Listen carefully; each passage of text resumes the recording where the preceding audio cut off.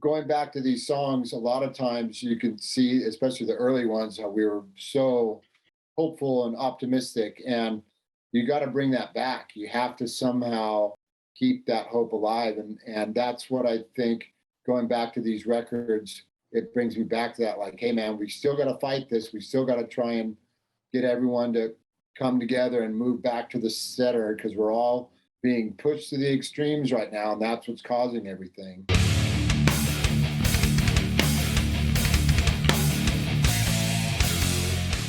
Ghost Cult magazine welcomes in solo artist and legend of punk rock, Jim Lindberg. How are you today, sir? I'm doing great, man. Just here in the South Bay of Los Angeles.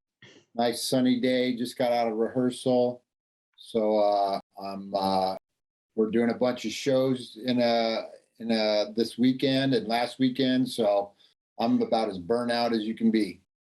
Right on. And I'll ask about that. I'm sure this will air after those shows have taken place, but I do have some interesting questions about that. You know, certainly the world is on fire. The world is at war. We're still battling with things globally, and I sincerely hope you, the band, your family, your friends, everybody's in one piece today. It has been a hard couple of years, especially for working musicians and lifers like yourself.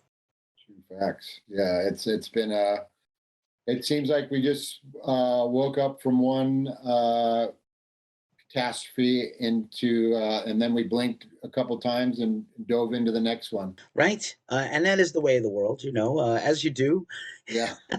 as we have done for many years. These are the things that make our life. And I think about my parents had it real hard, and they didn't have all these conveniences, or my grandparents.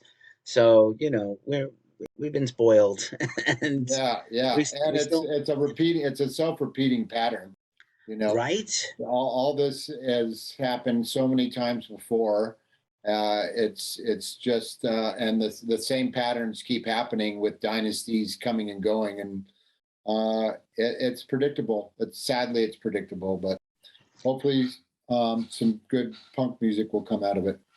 That's what I always hoped. I had said that about the Trump years, to be honest. Like, oh, we're gonna have like an '80s punk and metal, middle finger and fist in the air type of thing. And I don't know that it's happened. I think I'm not sure 100%. I'm not saying it hasn't happened. There are some awesome bands out there making awesome reactionary music, and I always think that outsider music and outsider art is always going to be a part of society when you have like radical elements in culture, like you need to. I'm hoping that as things get more dire, people get more pissed and not more complacent and just like it doesn't matter anyway. Because that's what I feel like.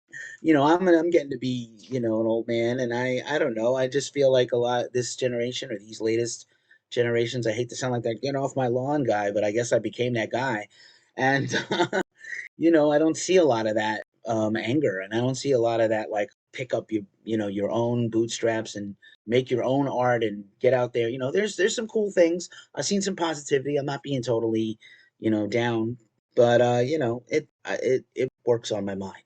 Yeah. Well, you know what? I mean, hey, I've never shied away from it, and we're just going through practice right now with the guys. We're doing these 5 album shows of our first 5 albums, and listening to the words I wrote in the '90s that were very much words of warning of what was coming. I had no idea that those songs would be so applicable to today. Like some of the things that I was writing about.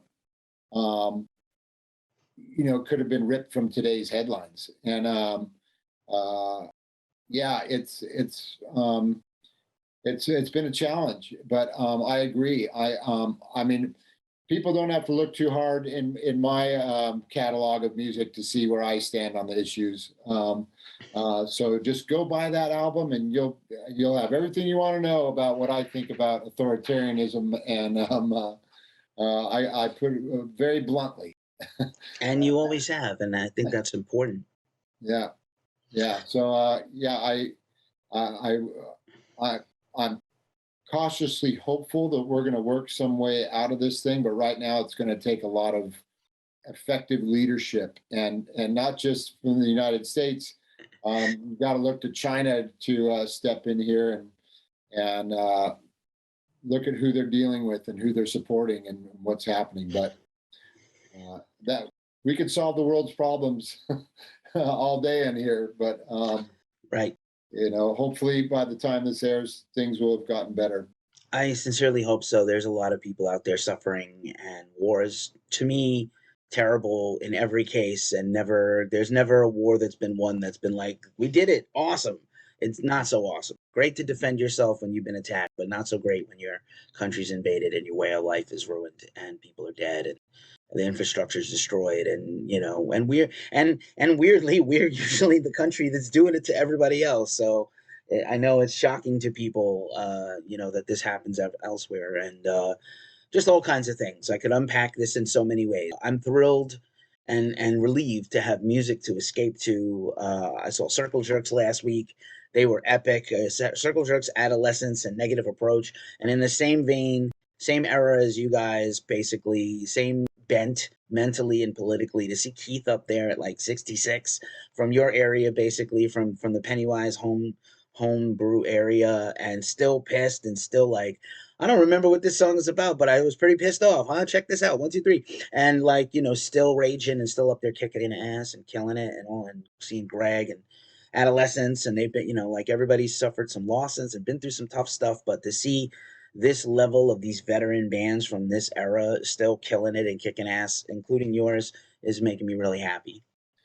You know, I've become really close with Keith over the years, and most recently been working on this project together to try and do a film about the South Bay and everything, how influential this place has been here. And you know, it's hard for me to sit across the table from someone who literally to me is the legend. It's like Mick Jagger and John Lennon and uh, you know Peter Townsend all in one guy sitting across the way from you for someone of my dad's era. It's like, but at the same time, he's just a great guy, and he's passionate, and if you want to talk politics, he's very knowledgeable on that. If you want to talk about bullshit, something stupid, you want to talk about sports, he's all about it. So I just have a great time talking to him, and then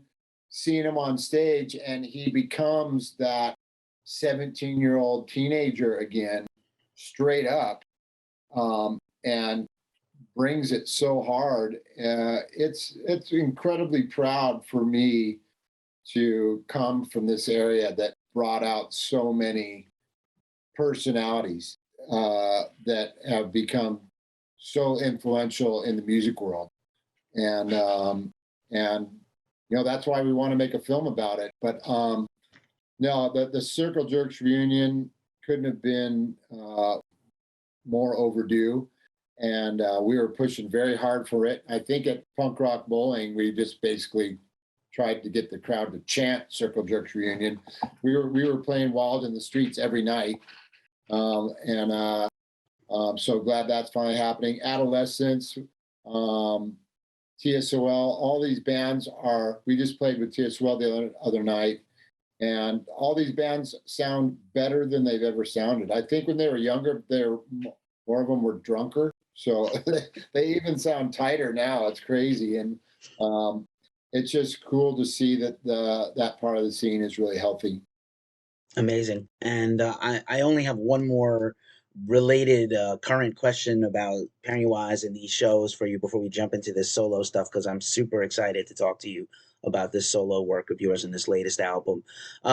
Just out of curiosity, because you're playing these albums and they're super influential, and I know the shows are going to be all bangers. But what have you learned? Like you said, it was really hard remembering the songs and you're tapped out a little bit. But what have you learned about yourself via these revisiting these whole album performances? Because it's not something that's, I know it's kind of it's not yet a novelty, and especially for punk, you don't see a lot of metal bands will do like the full album pretentious performance of a whole album, but like, this is not a thing that's a regular thing for you guys. You guys have always been like completists. Here's our whole, we're gonna bust out the jams and the hits and a few deep cuts, but this is very special for your band to do this.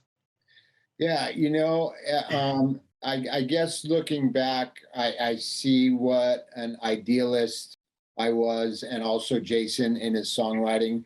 We were very much into the once we heard Dag Nasty and Minor Threat, we got really into the PMA thing and the unity thing, and really wanted to pump that out there. And the first line of our first album was, "I have a vision of many things to come, a time where man meets man with the glare, not with the glare, but with the smile."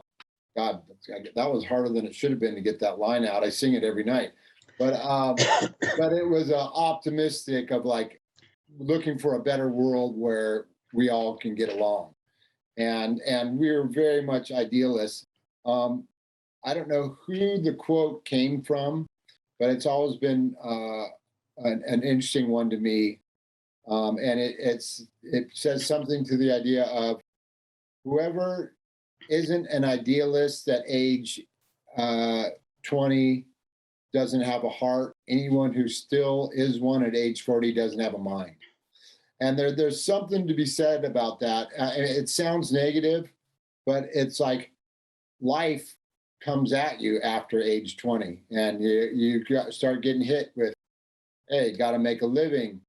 Am I going to get married and have a kid? What am I going to do with my life? And then world wars and pandemics and shit starts hitting you, and you start going, wow, the world can be a dark, tragic place. And that's like when I wrote the song Alien after Jason died.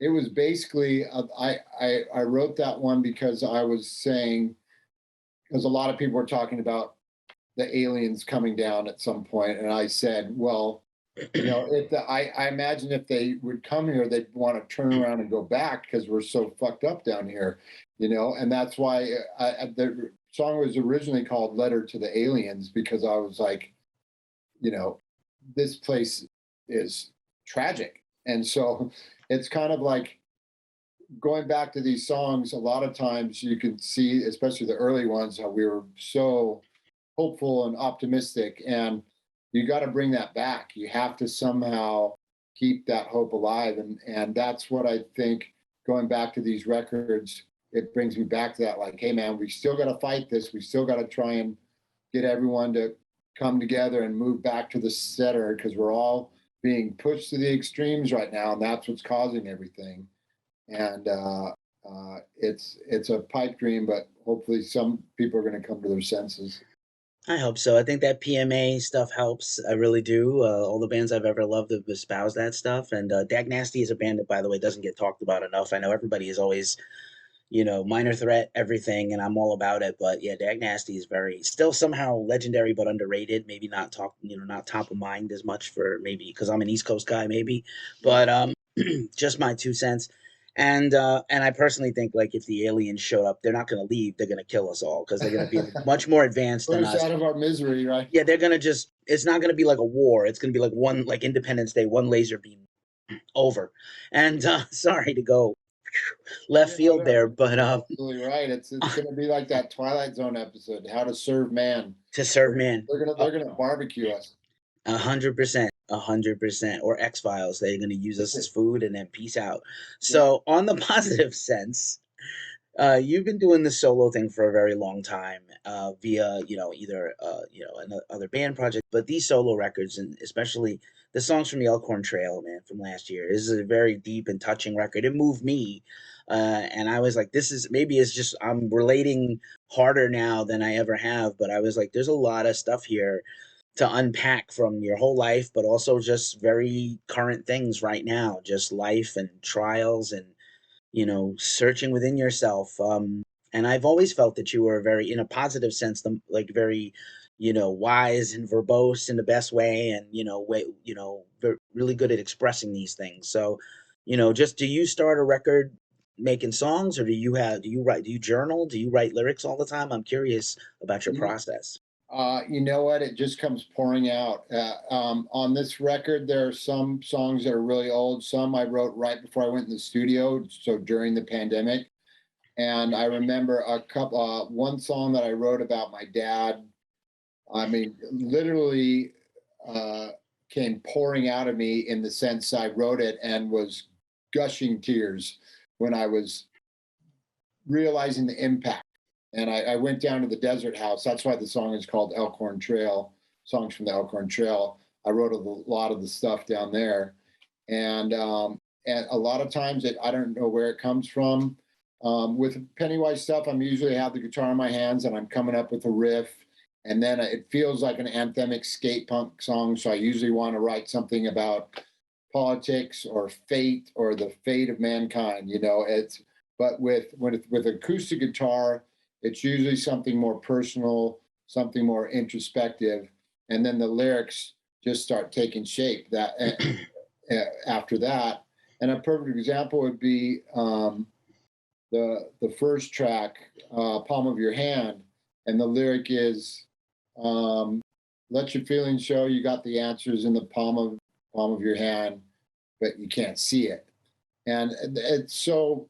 Um, I think there's so many people who have something in their life that they're standing in the way of themselves, and they don't realize it. And you have the answer in the palm of your hand. You have it right there. You know what it is. You just don't want to admit it to yourself of what it is and what's holding you back from, or maybe it's a thing with your parents, and you have daddy issues that you didn't get past, and that's why you keep hurting the women in your life, or it could be any number of things. And that's what I tried to get across with the characters, the fictional characters in that story, of saying this is what they're going through.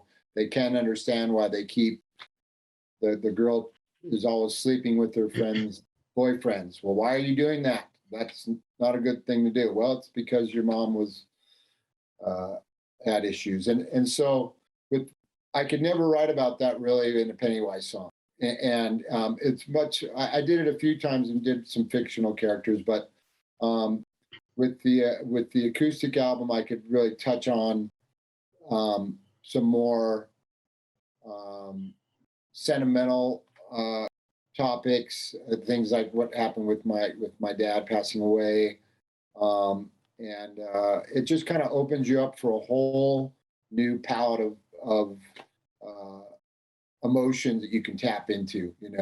I'm all about the fu emotion. I'm all about the let's take over and make this world a better place. But that's not the only thing. And once you get to my age, um, there's a truckload of blues headed for you that you don't know is coming. And in the sense of losing friends and family members and relationships going south.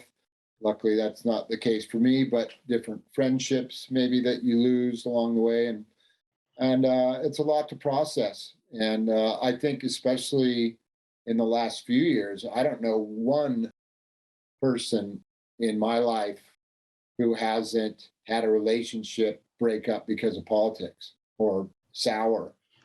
And I know that everyone out there has lost someone they know, maybe not a close one, but they know someone who's died in the pandemic. So there's a lot of sorrow and loss going on in the world. And I think it would be disingenuous not to put it into my music. And so that's where a song like It's Only on the record is very much about, like the song Alien. It's about this can be a cold world, and maybe just think, hey man, it's just another trip around the Milky Way, man. It's a, it's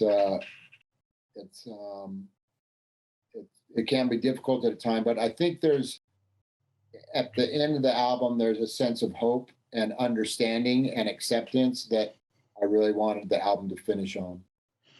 I felt that too, and also I think whether it's the acoustic stuff or just the solo Jim vibe, the ability for you to go into kind of the third person. You're such a good storyteller. I think you know that. I think everybody knows that who's followed your work across your life and career. But you're such a good storyteller that I think it lends kind of like that narrative is easier to put across when it's just you, beside the band vibe, beside like what the band stands for. And I think the freedom of your solo work is that you could do anything. And I think that's very powerful because, I think a lot of people this is the band and I can't step out, I can't color outside these lines, or fans are going to get mad, or the band is going to look at me weird, or I'm going to feel weird because, you just get into, this is what this band is. And you've been a band for, you've had bands for 30, 40 years. So like, it's since you're a teen. So it's like, what's permissible. And I think you're also getting to the point in your career where you don't have to ask permission. It's your project, your name's on it. Yeah, also, and that target got smaller and smaller for us. I think if you listen to Unknown Road and About Time, those two albums, it's like there's some wacky songs on there, like Dying to Know is, and even if you go into the deep Google internet, you can see the video for Dying to Know. Um, I was raised, I'm not going to say a strict Catholic, but I was an altar boy. My mom, we had to go to church every Sunday. So I definitely had God issues. And then I was a born again Christian my first year out of high school after going through some stuff. So I was a full Bible thumper. And so I had a lot of faith issues, and it comes out in songs like Nothing and Dying to Know and Waste of Time, and where I kind of went full 180 on it. But you know that that era, we really could kind of experiment with different things and had different kind of sounds. There's a song called Time to Burn that we would never put on an album today. And so over the years, and this is unfortunate, is I think that the strike zone for us got smaller and smaller. The target of like what was acceptable for the band, it got smaller. We tried to veer a little bit. So I think if we do anything, uh, if we ever get back in the studio, I really want to impress upon the guys that we try and not be afraid to go a little more outside the box. I'm really happy with our last album, but this album for me, the acoustic album, was very, very liberating to be able to finally write a song like Not One of Them or The Basement, which is just a goofy song about me living down in the basement, and that's what I think gives the album a lot more personality than other stuff I've done before. Right on. I think personally, among my favorite songs on the record was Good Enough anyway. And then I saw the lyric video by Mad Twins, and I was like, man, this is a heartbreaker. I'm going to try not to tear up over here. And we've all had, like, we know those people. Like, they're so real and fleshed out in the song. And there are, videos. I still think they're cool and they have a currency. They cost a lot of money, by the way, but they're still worthwhile. I think there's still an audience for them, and maybe social media has helped with that a little bit. But at the same time, they're not, they're not the platform they used to. But this is a very powerful clip, man, to go along with a very powerful song. And it was interesting because I became aware of the Mad Twins art through Emily and Punk Rock and Paintbrushes, and just instantly loved their stuff. And then I saw that picture they made of the punk rock couple kissing, and I had done I recorded the song already, and I'm like, oh my gosh, this is so perfect. I wonder if they would ever consider doing a video. And then No Effects came out with a Mad Twins video that was epic. And I was like, well, I don't want to copy what No Effects did. Maybe we can do like a stop action thing. And I hit them up, and they were like, oh, we'd love to do it. And I'm like, man, it fits perfect for my song. And kind of explained to them, this is like a doomed Sid and Nancy punk rock couple. And I want it to be really about how they're caught up in this street life, but have dreams of getting out of it, but know they probably never will. And that's why I knew my life would never turn out great, but at least I wanted good enough. And then when they agreed to do it, I was like so happy. And then never in my wildest dreams would I imagine that the video would be coming out the weekend their country gets invaded, and that I'd be having to change the promotion of my video to be hey, we need to raise some money for these girls so they can help get their mom out of Ukraine so bombs don't fall on her head. It just goes to show you the world is such a crazy place, and but I guess I shouldn't have been that surprised, it's but I'm very, very happy with the video that came out. I think they did amazing work on it. I just uh, praying to the universe that they can continue to make really cool videos for anyone who wants them to because they're so talented.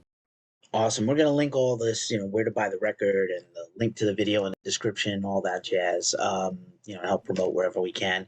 So obviously you got these shows, and you have some solo shows. I know you're playing with Dropkicks next week for their St. Patty's run, Yeah. and we have an interview with them running soon, so that's cool. We'll get to share that. And I know you have Beach Life Festival in May.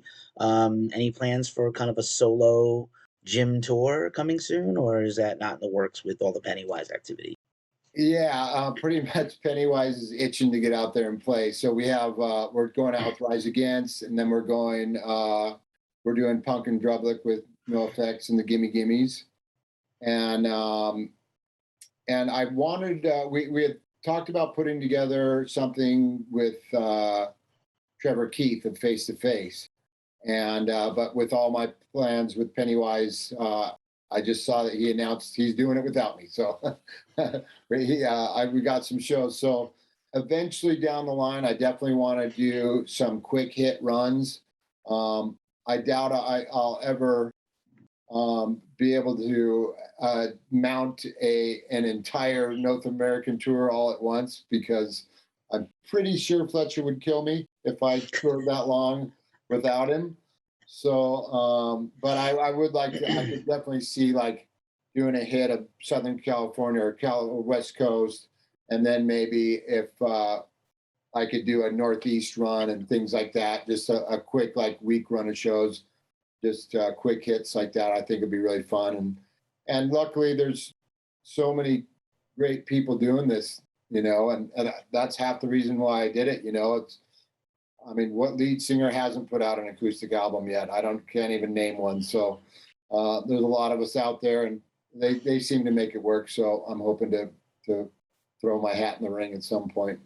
I hope so too. I think it would be really valuable to get you out there and have a tour. One of these artists has to, get together with you, Chuck Reagan, Frank Turner, somebody Yeah, to put something together. tell them I to just call don't. me. Yeah, like whoever's seeing that. I just saw Chuck Reagan last night. Whoever's seeing this, somebody hook Jim up. Let's do Hey this, and Jim. just enough so Fletcher doesn't get pissed, but enough so you can get the word out and get to do this in front of people. Because I think these songs deserve to be heard as much as possible. They're really wonderful. Stand up against anything you've ever made, personally. And again, it may just be my age and my gauge where it's just hitting me a certain way, but I am grateful for this stuff, and I appreciate you, man. This has been terrific. So I think you just as we close, you did mention if Pennywise gets back in the studio. I was under the impression it was potentially another album being worked on since the last one, but if that's not in the works, let us know. There's always talk. There's always hope. Keep hope alive. We're so busy working on these shows right now, but I brought up the idea a while back um, of doing kind of a mixed album of like some old stuff, some covers, some. I've always wanted to do a cover of All Ages Show by Dag Nasty, one of my favorite songs of all time, and it's more pertinent now on this side of All Ages Show because everyone thinks of All Ages Show of being like, hey, let the kids in. No, what about the old dudes? Like, let them continue to play. And that's a great line from that song. So I'd love to put out because something that is like about a bunch of new songs, some old songs, a bunch of covers, and just have a whole melting pot of Pennywise material that we can jam on. So fingers crossed on that. That'd be a lot of fun. I love to see a Pennywise covers and odds and sods albums, as my British friends say.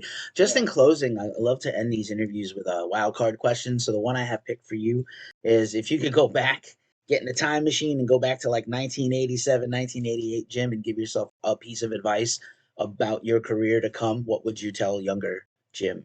Oh, that's a good one. Uh, I mean, it's not that hard. It would be have Jason be alive still, Randy on second guitar. And that piece of advice would be to make that call. Always call instead of waiting to call your friends, always give them a call doesn't matter what time of day it is. Don't wait for the time zone to be right. When you feel like you need to call someone and reach out, you got to do it, because you never know if it's going to be too late. I'm sorry if that's not the happy, fun thing that you were fishing for, but Nope.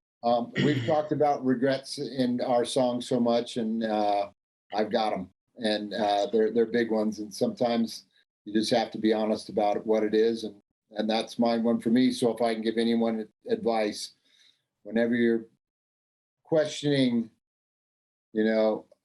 that type of thing of whether you should reach out to someone, you got to do it, and just put your ego down.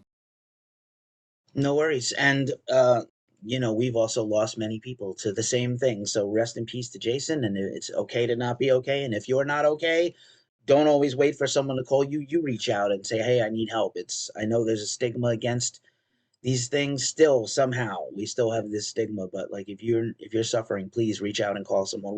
We'll put a number in our description for that too. Jim, man, it has been a real honor and a pleasure to talk to you. Thank you for being so open and honest about everything.